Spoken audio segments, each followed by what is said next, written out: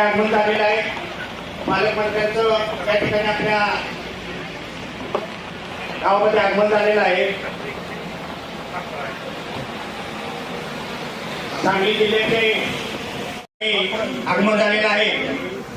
Bharatiya Janata party पुंदी व सर्व ग्रामस्थांच्या वतीनं त्यांचं सहर्ष स्वागत.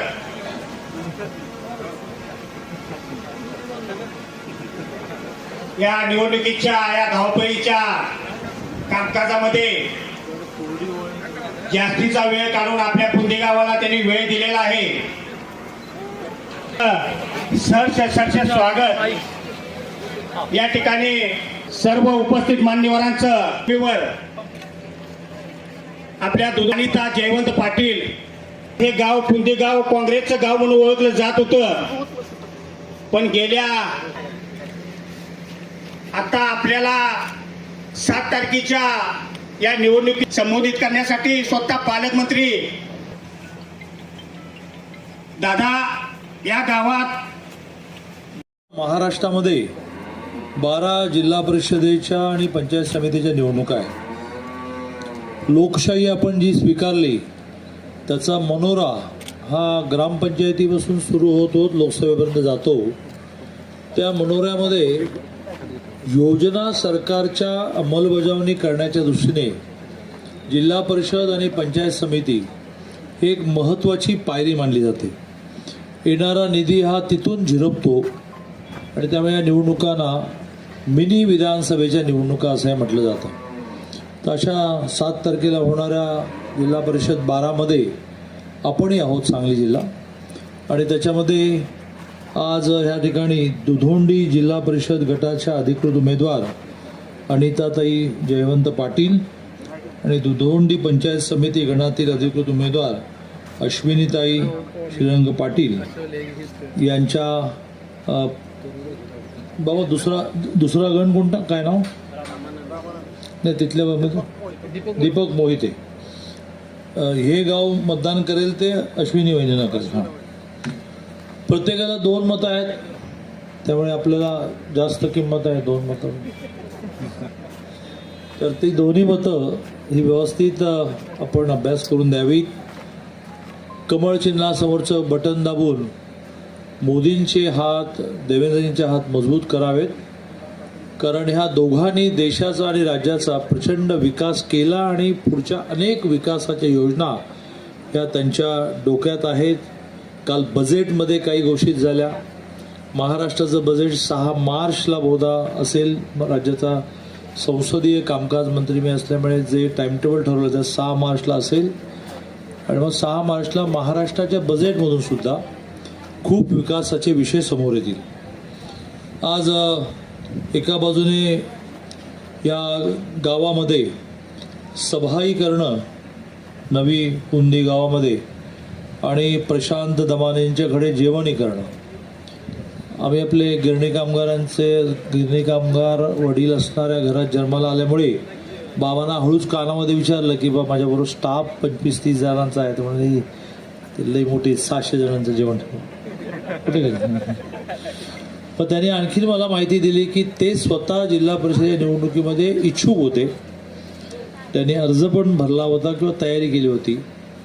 परंतु पृथ्वीराज बाबा, संग्राम भाऊ, शरद लाड यांच्या आवाहनाला प्रतिसाद देऊन त्यांनी उमेदवारी नाही अशी केली आणि त्यातून आता ही जिल्हा परिषद आणि पंचायत समिती भरघोस मताने विजयी होण्यामध्ये हातभार लागणार आहे.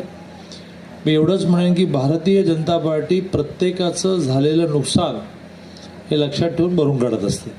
ही मोठी यादी आहे. गमतीने एक उदाहरण सांगायचं तर पिंपरी नावाचा जो विधानसभा मतदारसंघ आहे पुण्याजवळ, तिथे अमर साबळे नावाचे आपले खूप चांगले कार्यकर्ते त्यांनी विधानसभेचं तिकीट मागितलं. मग एकदा मागितलं त्यावेळेला RPAला सीट द्यावी लागली. मग दुसऱ्यांदा मागितलं तेव्हाही RPAला सीट सोडावी लागली. खूप दुःखी होते की ही युती का करता बाबा, आम्हाला लढवता येत नाही. आणि वन फाईन मॉर्निंग एका शुभ सकाळी दिल्लीहून राज्यसभेसाठी त्यांचं नाव नक्की झालं आणि विधानसभाही लढायला न मिळालेले अमर साबळे हे राज्यसभेचे खासदार झाले. काय माहिती की प्रशांत दमाणेंच्या नशिबामध्ये काय आहे. त्या जेवायला देतात म्हणून मी म्हणत नाही, पण पार्टीची ही परंपरा आहे की आम्ही कोणाचे नुकसान होऊ देत नाही. आज प्रचारासाठी मी आलो आहे की ज्याच्यामध्ये मी जिल्हा पालकमंत्री म्हणून हे म्हणेन की ह्या गावाला जे जे विकासासाठी लागेल ते तुम्ही मतं द्या न द्या, तुम्ही देणारच आहात. अदरवाईज या दुपारच्या उन्हामध्ये आलात कशाला असतात. तुम्ही लोकांना सांगावं यासाठी मी काही आवाहन करणार आहे, त्याचे माझे मुद्दे तयार आहेत. पण मतं देणार आहात नाही आहात त्याच्याशी माझा विकास निधी देणं जोडलेलं नाही. आणि त्यामुळे सगळ्या पक्षाचे लोक हे म्हणजे तुमचे आमदारसुद्धा ते म्हणतात की दादांकडे भेदभाव नाही, ते सगळ्यांना समान न्याय देतात. कधी कधी त्यांना न्याय देण्यामुळे आमचे नेते नाराज होतात. पण मला पालकमंत्री या नात्याने असं वाटतं की आपण विकासासाठी कंजूषी करू नये. आणि त्यामुळे 2-4 दिवसातच आचारसंहिता संपेल. ती संपल्यानंतर आपण गावच्या विकासाचे विषय जे जे आणाल, दर आठवड्याला 2 दिवस मी सांगलीमध्ये येऊन राहतो की ज्याच्यामध्ये एका तरी गावाला जातो आणि बाकीचा वेळ थांबणं, लोकांचं ऐकणं, लगेच कलेक्टर SP प्रश्न सोडवणं असं करत असतो. तेव्हा सुरुवातीला पहिलं ते घोषित करतो. आणि सगळ्यात महत्त्वाचं म्हणजे हा एक राष्ट्रीय पक्ष आहे. बाकीचे राष्ट्रीय पक्ष नावालाच राहिलेले आहेत की ज्यांचं आता राष्ट्रीय हे फक्त त्यांच्या पक्षाच्या नावामध्ये राहिलं आहे. 22 राज्याचे मुख्यमंत्री तरी उपमुख्यमंत्री तरी BJPचे आहे, पंतप्रधान BJPचे, राष्ट्रपती BJPच्या. म्हणजे ज्यांनी ह्या पक्षावर आरोप केले की हा जातीवादी पक्ष आहे, हा दलितांना जवळ करणार नाही. मोदींच्याच काळामध्ये एक राष्ट्रपती झाले कोविंद, जे दलित आहेत, हे होते म्हणणं बरोबर नाही, कारण आहेत ना अजून, खूप पार्टीचं काम करतात, रामनाथ कोविंद. आणि आता ज्या राष्ट्रपती झाल्या त्या आदिवासी आहेत. भारतीय जनता पार्टीने आणि ज्या विचारापासून आम्ही प्रेरणा घेतली त्या राष्ट्रीय स्वयंसेवक संघाने जात शिकवली नाही, जात विसरायला लावली. पण राजकारणामध्ये जातीशिवाय काही नाही. आणि त्यामुळे जे आरोप करतात त्यांच्या आरोपाचं खंडन नाही केलं पाहिजे की आम्ही दलित विरोधी नाही, आम्ही घटना बदलणारे नाही. तुम्ही मारे डांगोरा पिटला की घटना बदलणार आहे. आणि मग लोकांना लक्षात आलं की अरे आपण लोकसभेला आहे ना मतं कमी दिली, पण हे काय घटना बदलणार नाही, उलट हे संविधान दिन मांडतात. मुसलमानांना तुम्ही सांगितलं की हे हिंदू मुस्लिम विरोधी. मुस्लिमांचं असं लक्षात आलं, सांगली महानगरपालिकेमध्ये 11 उमेदवार मुस्लिम होते, त्यातले 4 विजयी पण झाले. त्यांना असं लक्षात आलं की मोदीजी कशामध्येच भेदभाव करत नाही. हा देश आपला आहे माना, ही भूमी आपली आहे माना, भारत माता की जय म्हणा, वंदे मातरम म्हणा, असं यात मला वाटते ख्रिश्चनांचं मुसलमानांचं काही ऑब्जेक्शन पण नाही. एखादा ऑब्जेक्शन घेतो म्हणून संपूर्ण जातीवर त्याचं दोषारोपण करता पण येत नाही. आणि त्यामुळे मोदीजींनी या देशाला वैभवा परत नेण्यासाठी, जगात नंबर 1 करण्यासाठी प्रचंड मेहनत चालवलेली आहे. ही लोकांसमोर नीट मांडायला पाहिजे. लोक म्हणजे कळलं हो, पण ते पाण्याचं काय. जर आपल्या जिल्ह्यामधल्या टेंभूची विस्तारित योजना पूर्ण झाली, आचारसंहिता संपल्यानंतर मला उद्घाटन करायचं आहे. म्हैसाळची विस्तारित योजना जी आहे ती 2-4 महिन्यात पूर्ण होईल. त्यामुळे शेताला पाणी आणलंच या सरकारने. सगळे बंद पडलेले धरणं अपुरी होती, कालवे अपुरे होते, कालव्यातून शेतापर्यंत जाणाऱ्या पाण्याच्या पाईपलाईन बंद पडल्या होत्या, ते सगळ्यात केल्याच आपण. पण आता थोडं सर्वसामान्य माणसाने, सर्वसामान्य मतदारांनी आपल्या प्रश्नाच्या वर यायला पाहिजे की मोदीजीने काय केलं. मोदीजीने राम मंदिर बांधलं, मोदीजीने काय केलं तर काश्मीर वाचवला, मोदीजीने काय केलं देशाच्या सीमा सुरक्षित केल्या, 370 ग्राम रद्द केलं, आणि बरोबरीने गरिबाचंही कल्याण केलं. 11 कोटी लोकांना गॅस कनेक्शन दिली, 7 कोटी लोकांना टॉयलेट दिले, आणि 2 कोटी लोकांना वीज दिली, 3 कोटी लोकांना घरं दिली. मोठी यादी आहे. जागतिक रिपोर्ट बाहेर पडला की मोदींच्या पंतप्रधान होण्यानंतर 25 कोटी लोक दारिद्र्य रेषेच्या वर आहे. दारिद्र्य रेषा म्हणजे काय? ज्याच्या घरी टॉयलेट नाही, ज्याच्या घरी गॅस नाही, ज्याच्या घरी नळाने पाणी नाही, ज्याच्या घरी पक्कं घर नाही, असा दारिद्र्य रेषेच्या खालचा. मग त्याला योजना द्यायच्या. या योजना मोदीजींनी इतक्या परफेक्ट दिल्या, नावाला दिल्या नाही. 11 कोटी, 7 कोटी, 4 कोटी, 25 कोटी लोक दारिद्र्य रेषेच्या वर आले. तर मला असं वाटतं की मी तुम्हाला आवाहन करायला आलो आहे, पण हे आवाहन करायला आलो आहे की दुपारच्या वेळात तुम्ही आलात तर मी तुम्हाला काय सांगणार मतं द्या, तुम्ही मतं देणारच आहात. पण जरा थोडे 2-3 दिवस उरले त्याच्यामध्ये भाऊबंद, आमच्या सगळ्या वहिन्या, माहेर, आम्ही कोणी व्यापारी असू तर आमचा कस्टमर म्हणजे आमचा ग्राहक, ह्या सगळ्यांना आपण आगामी 2-3 दिवसामध्ये कमळे सांगायला पाहिजे. माणसाच्या कल्याणाच्या किती योजना की ज्याच्यामध्ये शेतकऱ्यांना वर्षाला 12,000 रुपये, शेतकऱ्याला वर्षाला 12,000 रुपये, आमच्या लाडक्या बहिणींना वर्षाला 18,000 रुपये. त्यामुळे आमचे शेतकरी बंधू असं म्हणतात त्यांना 18 आम्हाला 12. तर मोदींचं म्हणणं असं की पुरुष हा भरपूर, त्याला इंग्लिशमध्ये एक्सपोजर म्हणतात, त्याला बाहेर जायला मिळालं, नोकरी करायला मिळाली, व्यवसाय करायला मिळालं, त्यामुळे तो ऑलरेडी पुढे गेला आहे. स्त्रीला एक्सपोजर मिळालं नाही, ती कम्पॅरेटिव्हली घरातच जास्त राहिली, त्यामुळे तिला आपण बळ दिलं पाहिजे.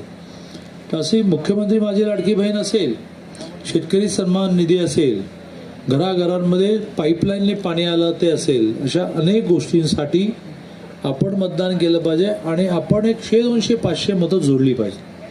पालकमंत्री असल्यामुळे रिपोर्ट माझ्याकडे येतो रात्री, तो रिपोर्ट हेच सांगतो की बऱ्यापैकी सगळ्या पलूस कडेगावमधल्या जागा पुढे गेल्या आहेत, पण ती घोडदौड जी आहे ती मेंटेन करायला लागेल, टिकवायला लागेल. त्यात पुन्हा 100-200 मागे गेलं अशी काहीतरी घटना घडून व्हायला नको, म्हणून पुढचे 2 दिवस आपण सगळ्यांनी खूप काम केलं पाहिजे असं मला वाटतं.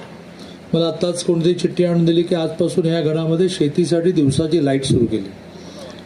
बरंच बोलता येण्यासारखं आहे, पण 5 लाख सोलर पंप शेतकऱ्यांना गेल्या काही दिवसात दिले. सोलर पंपामुळे काय झालं तर एका बाजूने विजेचं बिल 0 झालं, कारण सूर्यप्रकाशातून ती वीज निर्माण होते. 5 लाख रुपये त्याची कॉस्ट असते, ती सरकारने अनुदान काही आणि त्या शेतकऱ्याचे काही असं करून दिली. पण सगळ्यात महत्त्वाचं म्हणजे ती दिवसभर निर्माण झालेली वीज ही त्या जनरेटरमध्ये, इन्व्हर्टरमध्ये साठवता येते आणि मग ती दिवसभरामध्ये केव्हाही वापरता येते. त्यामुळे रात्रीच्या वेळेला लाईट येणं, रात्रीच्या वेळेला शेतात जावं लागणं, शेतात गेल्यानंतर बिबट्या असेल, साप असेल याची भीती, तर ती दिवसाची लाईट त्याला मिळायला लागली. मला चिठ्ठी मिळाल्याप्रमाणे आजपासून ह्या गणामध्ये सुद्धा दिवसाची लाईट सुरू झाली.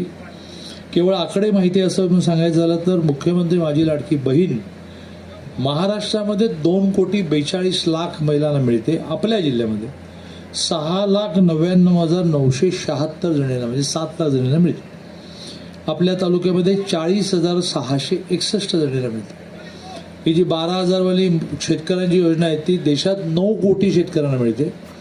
आपल्या जिल्ह्यात ती 3,86,000 लोकांना मिळते. आपल्या तालुक्यामध्ये ती 40,000 लोकांना मिळते. एवढी मोठी संख्या आहे. हे काहीतरी योजना घोषित करायची, 4 लोकांना मिळाली, 10 लोकांना मिळाली अशी नाही आहे. आणि त्यामुळे आपण सगळेजण हे आकडे घेऊन या सगळ्या म्हणजे मुख्यमंत्री माझी लाडकी बहीण दर महिन्याला 4,000 कोटी, वर्षाला 48,000 कोटी, शेतकऱ्यांना 21 हप्ते मिळाले तर एव्हाना 2,100 कोटी रुपये आपल्या जिल्ह्यामध्ये मिळाले. 21 हप्ते मिळून मोदींचे 6,000 आणि देवेंद्रचे 6,000. तर ह्या सगळ्या आकड्यांसहित आपण लोकांकडे पुढचे 2-3 दिवस गेलं पाहिजे. शक्य नसेल आमच्या तायांना तर फोन केले पाहिजेत, पण पत्र दिलं पूर्वी इतकं सोपं नाही आहे. तर फोन केला, 5 मिनटं बोललो, भेटायला गेलो, 10 मिनटं बसलो, अशातून आपल्याला मतदान वाढवता येईल. की पुन्हा एकदा जी पार्टीच्या हितासाठी समजदारी दाखवली त्या प्रशांत दमानेंचं मनापासून आभार मानतो. भविष्यात काही ना काही भरीव विकास म्हणून आणि त्यांना पोझिशन म्हणून, स्थान म्हणून पार्टी देईल अशा प्रकारचा शब्द देतो आणि माझं बोलणं संपलं.